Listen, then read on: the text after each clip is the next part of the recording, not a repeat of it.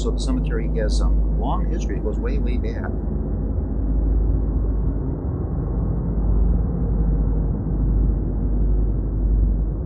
Right now, what it's most famous for is for the paranormal activity and the psychic activity that goes on in that cemetery. That's what most people know it for.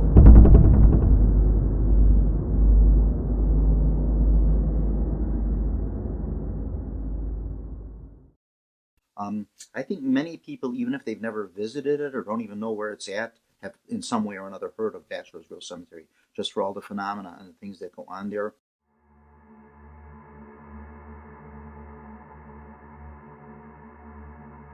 I think some of the photographs that are out there of the cemetery, the notoriety, the reputation that it has, um, many people also that are just, paranormal investigators want to experience it for themselves. Um, I think a lot of people go out there with the intention that they're going to actually see something or hear something or that, and then in the paranormal field, that's not always the case.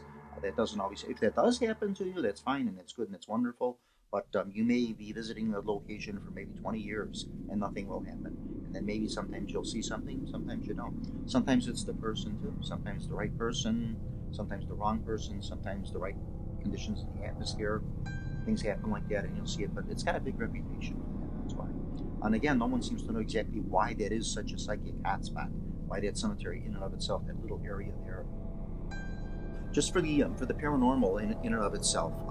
Many events that go on there, also to a lot of the urban legends. I think over time, a lot of the stories that have started with the Grove, with the Bachelors Grove, maybe there is some truth to these things, and then over time, those stories get embellished on. And I like to see just exactly what is the truth and what is not the truth about that cemetery. Is there indeed paranormal activity in there, which I believe with all my heart, yes, there is. Oh, as far as what's actually fact and what's actually fiction, when I investigate something as a paranormal investigator, now when I say paranormal investigator, I'm an amateur paranormal investigator. No one really, I don't care how many years you've been doing this, and I've been doing it for a number of years, is really professional. Um, this is not recognized by the state of Illinois. You can't get a certificate in this, although there are people online that you'll pay a $20 fee to or something. They'll send you a little certificate saying, yes, you're a licensed paranormal investigator. But so that's why I like to say amateur investigator, because there's no state licensing on this, no guidelines for this, so you're kind of doing it on your own. But a lot of what I like to do when I investigate stories are the credibility of witnesses involved and the consistency of the stories. One person tells me a story of an apparition or some experience they've had. Okay, fine, you're relating an experience to me, you're relating a story. But two, three, four, five, six people, the same story, the same type of thing, maybe a little different version of it, maybe some variance into what they have seen and what they haven't seen, conditions depending too, when you're seeing these things, when that happens, and the person's credibility. Is this someone that I could believe, or is this somebody that's just telling me a story for whatever reason?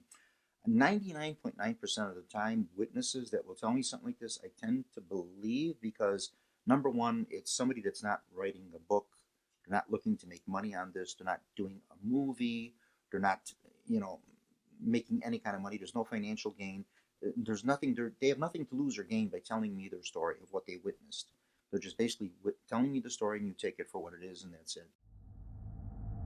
Famous urban legend concerning Bachelors Grove itself and the pond area of the Bachelors Grove Cemetery would be that, back in the 20s and 30s, it was used as a gangsters dumping ground where gangsters would dump bodies in that pond.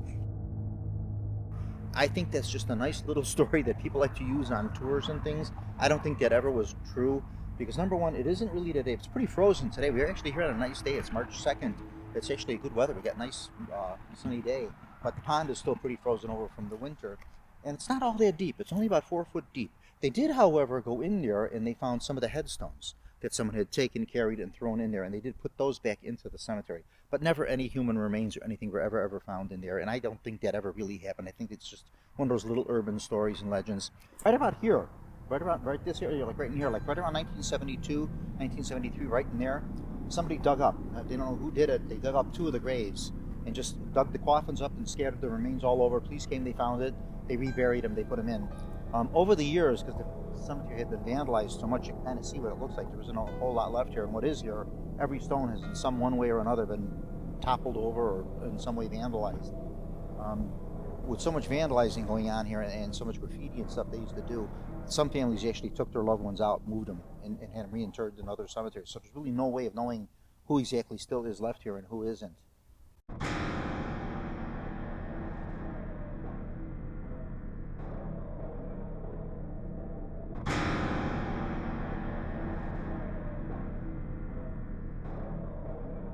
Here is probably one of the only stones that remains pretty much intact, and that's the Fulton family stone.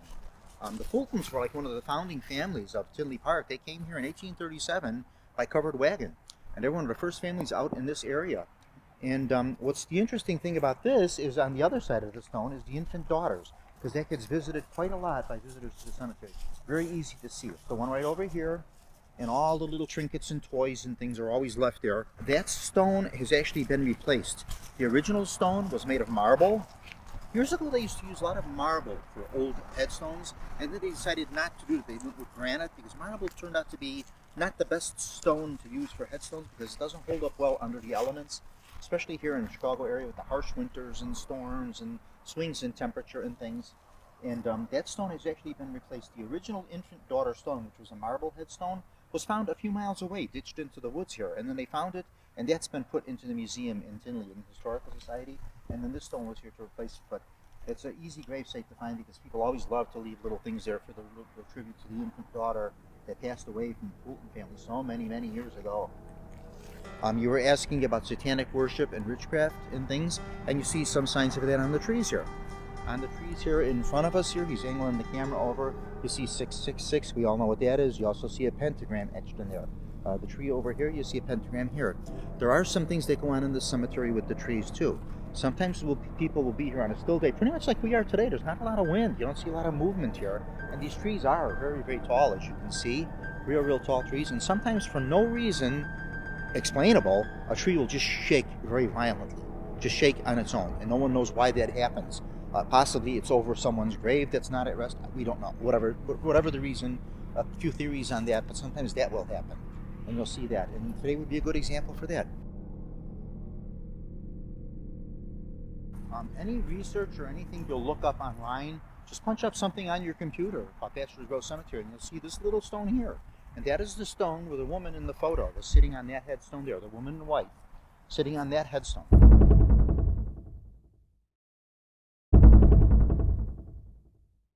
This is the tree that you would have seen in that original photo, which has long since been cut down. A couple of stories we could tell you about that is I don't know if it's an actually authentic photo or not. I really don't know.